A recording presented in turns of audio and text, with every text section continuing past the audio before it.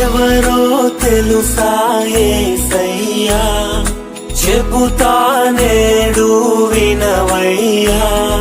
పెడచెవి పెట్టక త్వరపడి వచ్చి రక్షణ పొందయ్యా, రక్షణ పొందయ్యా.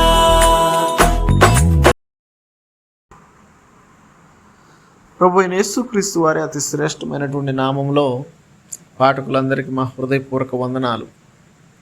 యోహాను సువార్త 9వ అధ్యాయం 25వ వచనం. వాడు ఆయన పాపియో కాడో నేనెరగను, ఒకటి మాత్రం నేను ఎరుగుదును, నేను గుడ్డివాడనయ్యుండి ఇప్పుడు చూచుచున్నాను అనెను. ప్రభు అయిన యేసుక్రీస్తు వారు ఒక పుట్టు గుడ్డివానికి చూపునిచ్చాడు. ఆ దినాల్లో ఉన్నటువంటి ధర్మశాస్త్ర బోధకులు ఆ గుడ్డివాని మీద నిందల మోపుతూ నేరం మోపుతూ వానితో వాదించటం ప్రారంభించారు. అప్పుడు వాడు, నేను గుడ్డివాడను, నేనిప్పుడు చూడగలుగుతున్నాను అని చెప్పాడు. నేను పాపినే, కానీ ఇప్పుడు నేను చూడగలుగుతున్నాను అన్నాడు. ప్రియ సహోదర సహోదరీమణులారా, ఇది పి. జాన్సన్ అను నా సాక్ష్యం. నేను 19 సంవత్సరాల వయసులో ఉన్నప్పుడు అనేక రకాలైనటువంటి చెడ్డ అలవాట్లకు బానిసయ్యాను. ఇంట్లో డబ్బులు దొంగిలించటం, అలాగే డ్రగ్స్ తీసుకోవటం, అబద్ధాలు చెప్పటం ఒక అలవాటుగా మారిపోయాయి.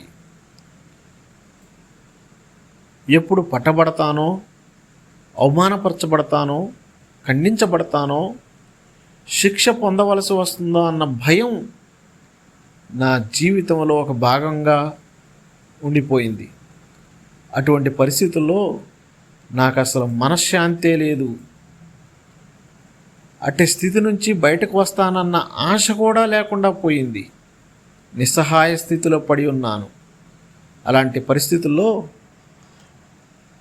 ఒకనాడు మా స్థానిక సంఘం ఏర్పాటు చేసినటువంటి సువార్త కూడికల్లో నేను ప్రభు అయిన యేసుక్రీస్తును గురించిన సువార్తను విన్నప్పుడు వాక్యపు అద్దములో నా పాపాలన్నిటి నాకు స్పష్టముగా కనపడ్డాయి.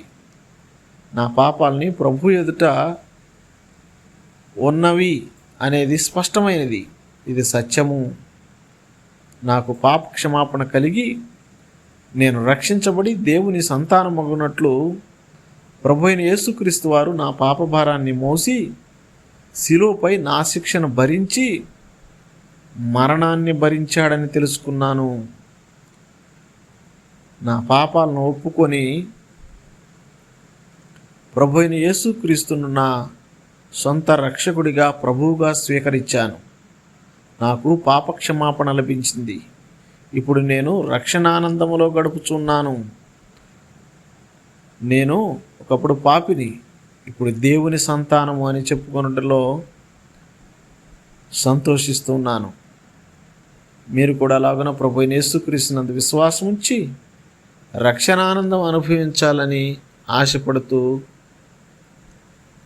ప్రభు మీకు అట్టి సహాయమును అందించాలని కోరుతున్నాను. ఆమేన్. దేవాది దేవుడు యేసయ్యా మానవ జన్మతో వచ్చాడయ్యా.